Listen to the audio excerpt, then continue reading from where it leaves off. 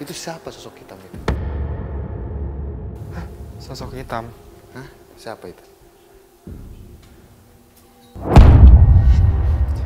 Pelan-pelan kan Anda. Hei! Kan Anda! Aduh, pelan-pelan kan Anda. Tadi saya lihat dari kejauhan memang si Jambrong itu kayak kesal. Dia tadi sudah mulai welcome, sudah mulai ramah gitu ya ke kita. Cuma tiba-tiba kita lari, ninggalin dia dari jauh seperti ini.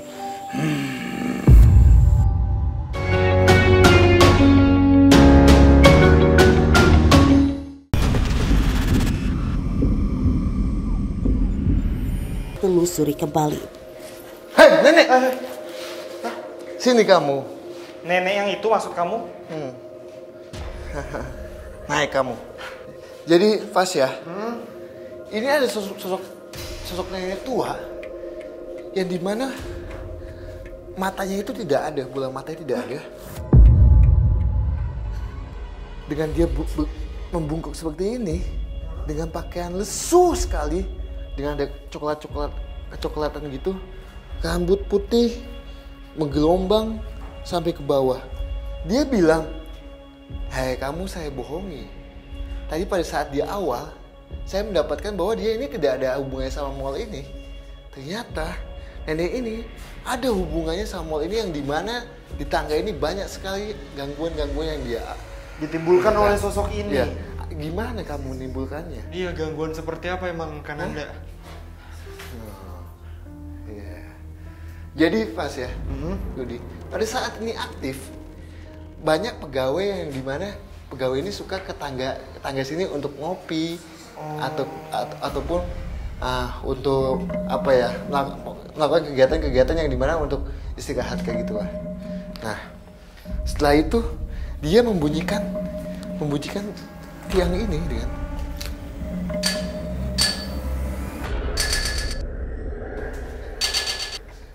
Oh, berarti bunyi-bunyian juga ya.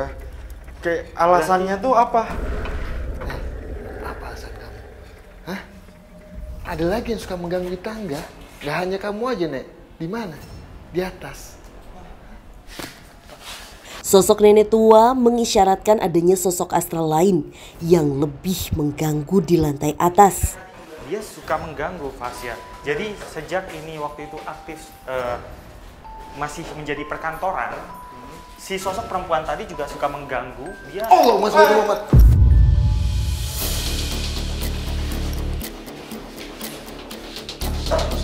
Iya. Ada sosok yang dibungkus kain putih dengan muka yang sangat hitam sekali. Saya tidak melihat matanya. Dia di tangga seperti ini, Pas ya.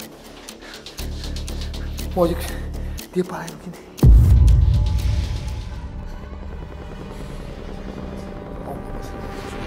Hei!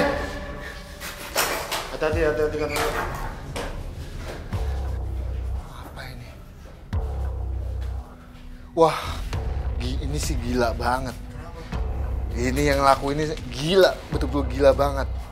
Pasnya tahu nggak? Ini apa? Enggak. Ini untuk meminta angka-angka togel. Ada lagi. Iya loh, ini sumpah ini banyak banget.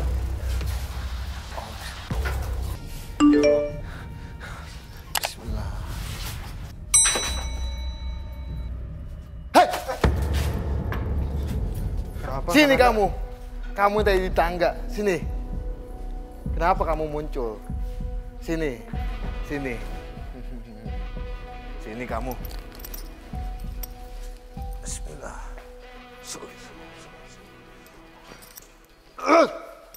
Aja komunikasi baik-baik aja kan Anda. Aduh. Hai. Siapa yang lakuin angka-angka itu? Oh, oke. Sosoknya di sini, Pas ya. Jadi angka-angka itu diminta sama yang datang ke sini untuk minta angka kepada sosok ini. Sosok yang dibungkus kain putih yang tadi kita ketemu di tangga, Pas ya. Sejak kapan itu? Dia bilang belum lama ini ada yang melakukan hal itu. Tapi orang-orang yang kayak gitu tuh emang karena sosok ini yang memanggil dan ingin orang percaya dengan hal itu, atau emang karena orangnya aja yang ngelihat tempat kosong dan akhirnya memanfaatkan untuk hal-hal negatif? Hah? Jadi gini, dia bilang gini Fasya. Pada saat di tempat ini kosong, banyak sekali yang datang ke sini untuk membuat suatu konten ataupun apa yang berhubungan dengan hal-hal mistis. Disitulah terbangun mindset yang mengatakan bahwa tempat ini itu menakutkan ataupun banyak sekali gangguan-gangguan goibnya.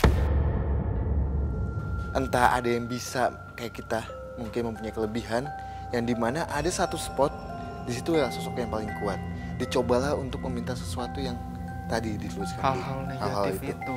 Nah, teknik meminta ini emang betul macem-macem. Ada yang makhluk goib yang langsung mengasihkan angka, ada yang menuliskan angka dulu di suatu papan tulis angka, nanti makhluk goibnya akan yang bahasa kita ngecak lah ya, ngecak angka. Oke, tapi Kananda, Kak Rudi, dengan adanya hal-hal seperti itu bukannya malah menambah kesan negatif ya di tempat ini? Hai, saya tanya sama kamu senang kalau tempat ini dianggap sekali menakutkan ataupun banyak sekali yang gangguan-gangguan yang kalian sebabkan?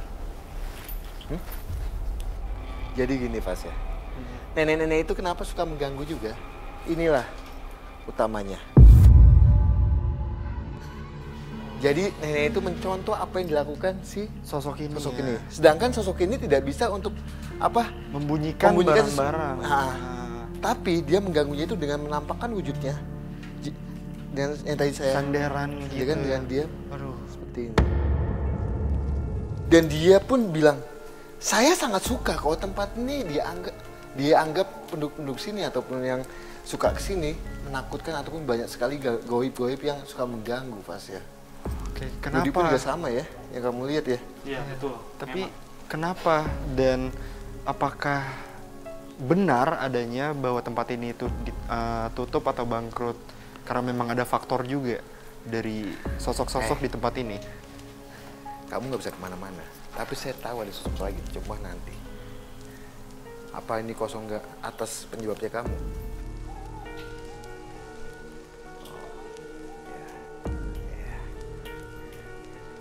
Jadi ini kosong bukan atas sebab gangguan goib, tidak ada sama sekali hubungannya sama gangguan goib Pas ya.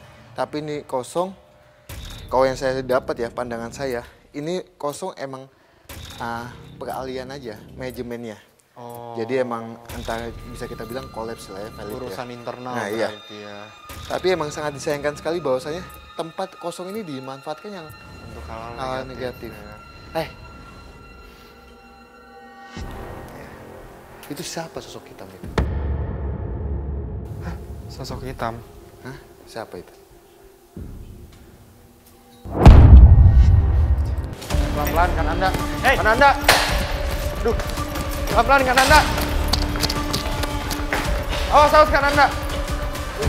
Ada sosok hitam tadi, dia tiba-tiba melesat ke atas. Coba. Saya butuh camp satu. Minta satu camp. Sama cahaya. Sama lampu satu. Oh iya. Awas kanan.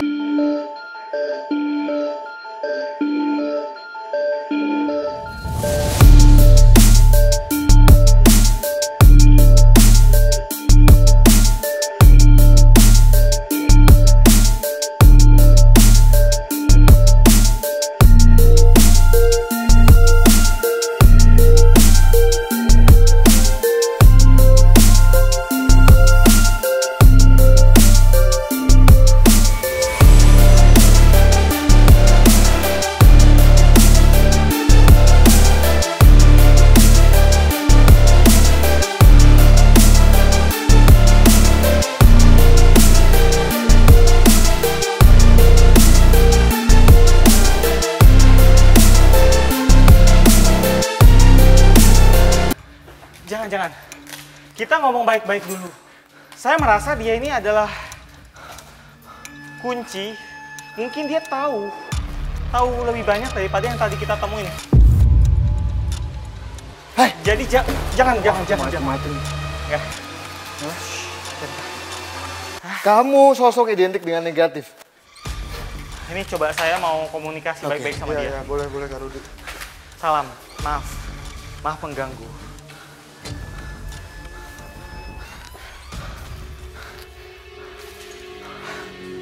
Salam. Ini ada sosok laki-laki berbadan besar. Tingginya 2 meter lebih. Dan dia itu ada bulu hitam di tangannya. Dan dia bertelanjang dada. Dia pakai celana ini. Celana pendek. Kamu siapa?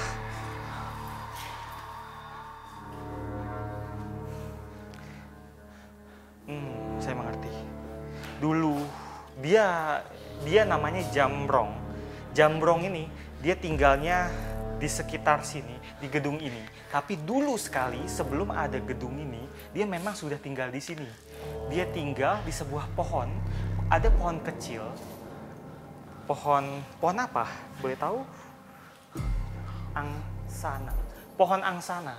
Jadi ada pohon angsana yang memang nggak terlalu besar pohonnya. Itu dia tinggal di situ. Dia nggak jauh dari tempat ini, dia bilang. Dulu sekali. Berarti dia sudah tua sekali. Maksudnya sudah lama tinggal di sini. Lama ya. Secara umur memang dia sudah tua.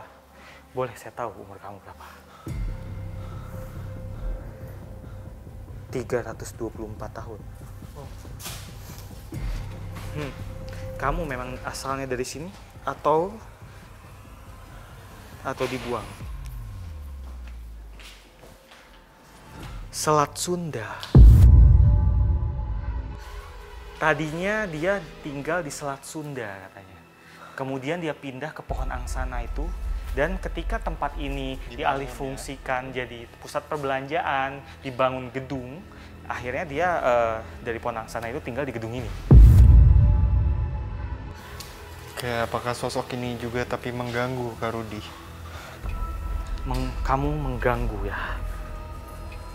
Nampak. Jadi begini, Fasya, dia ini sebenarnya nggak mengganggu. Dia walaupun wujudnya ini seperti ini, dia nggak terlalu suka mengganggu. Tapi semenjak waktu itu ada kejadian berdarah di sini, dia kayak semacam menjadi lebih aktif, jadi lebih suka menunjukkan eksistensinya. Dan dia juga ada hubungannya dengan orang-orang yang minta nomor judi itu. Jadi dia ini kayak semacam pada waktu itu ada orang yang punya kelebihan supranatural dan orang itu bertemu si Jambrong ini. Dia meminta nomor. Sebenarnya si Jambrong ini asal ngomong, Fasya. Dia asal ngomong, menyebutkan nomor itu. Tapi ternyata nomor itu tembus. Dan akhirnya orang tersebut menceritakan itu ke teman-temannya. Dan tersiarlah kabar tentang itu. Dan akhirnya mereka rame-rame yang dengar kabar itu dari mulut ke mulut datang ke sini. Untuk ke si meminta Jambrong nomor ini. itu. Iya. Oke, tapi Kak Rudi sebelum kita membahas soal nomor itu, tadi kan Kak Rudi bilang semenjak ada tragedi berdarah di tempat ini, sosok ini jadi semakin aktif. Itu tuh kenapa emangnya Kak Rudi?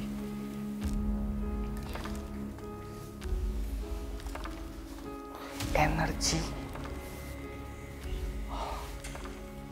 Jadi memang setiap peristiwa, setiap aura yang berhubungan dengan kekerasan, negatif, dan kurang lebih semacam itu menimbulkan energi tersendiri yang menyebabkan dia ini menjadi sosok yang lebih aktif, lebih negatif juga seperti itu. Karena mereka ini kan jin ini kan sebenarnya energi ya. Nah, mereka ini lebih peka terhadap energi-energi. Jadi jika ada sesuatu, entah itu insiden atau mungkin ada macam-macam hal, itu berpengaruh juga terhadap mereka.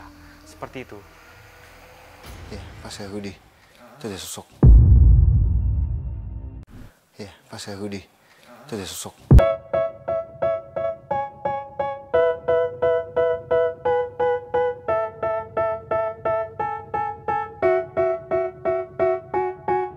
They tell me that I'm never gonna make it. They want me to do something that could make sense. They hate when I keep dreaming I'll be famous, but I don't give a fuck, I'ma keep chasing.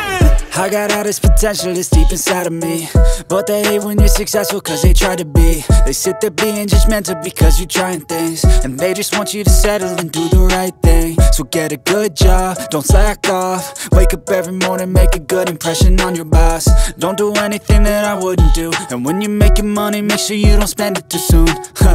Fuck that, I'll do what I wanna do. I got a different path from everyone, and that includes you. Who are you to tell me how to live life? In these times it feels like nobody's right, yeah. So I'ma figure out what else we succeed, and then invest all of my time into that and proceed. I need whatever the hell could make me happy, and I don't think you have a clue what could that be. They tell me that I'm never gonna make it. They want me to do something that could... Ini yang menempati tanah ini. Sosok terlama ya. Ya, kuat tidak, tapi saya anggap sesepuh. Dia bilang saya sesepuh, saya tidak kuat, tapi saya sesepuh, saya tahu kenapa mall ini jadi begini. Mungkin boleh langsung ditanyakan kan Anda ke sosok ini, kenapa banyak sekali gangguan di tempat ini? Lalu apakah jika tempat ini difungsikan kembali, gangguan itu akan menghilang atau malah makin banyak gangguannya? Ya, oke.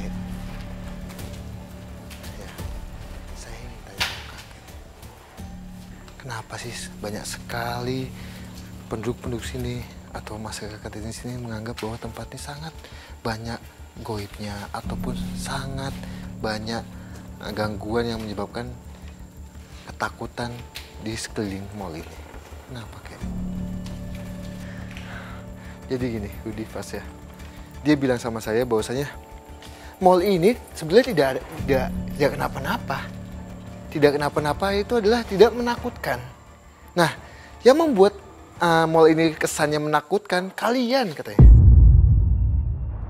Kalian itu sambil menunjuk kita. Nah, sesepuh ini bilang apa kayak? Ya, iya. Jadi dia bilang ini tanah baik. Tanah baik itu adalah tanah di kawasan yang sangat baik, dan di mana kawasan Kulon. Kawasan Kulon itu identik dengan hal yang lebih positif. Jangan kalian buat seakan-akan seolah-olah tempat ini itu menakutkan ataupun yang membuat tempat ini banyak gangguan, itu tidak. Bahkan dia juga menyampaikan bahwa yang terbunuh itu tidak gentayangan, melainkan hanya jin yang menduplikasi saja. Ya, Rudi, tadi mohon maaf pada saat kamu penjelasan sosok yang hitam itu, tiba-tiba saya membawa kamu untuk ke sosok ini. Saya nggak tahu kenapa tiba-tiba saya melihat sosok ini, mungkin kamu juga melihat tiba-tiba juga melihat sosok ini, yang dimana saya langsung mencoba untuk Iya. Tadi saya lihat dari kejauhan memang si Jambrong itu kayak kesal. Dia tadi sudah mulai welcome, sudah mulai ramah gitu ya ke kita. Cuma tiba-tiba kita lari, ninggalin dia dari jauh seperti ini.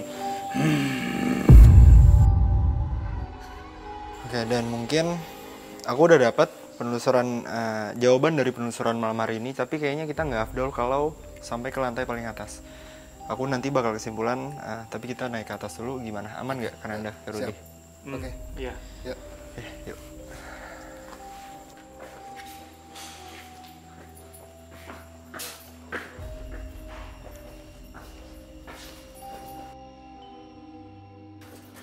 Wow.